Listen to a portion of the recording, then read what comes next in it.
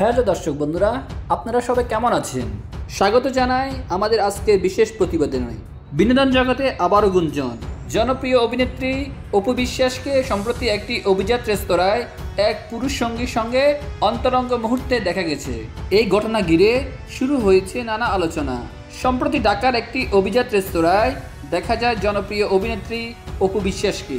সাধারণত নিজের কাজের বাইরে খুব বেশি প্রকাশ্যে দেখা যায় না তাকে, তবে ওই রাতে ক্যামেরা লেন্সে ধরা পড়েন তিনি এবং তার এক পুরুষ সঙ্গী।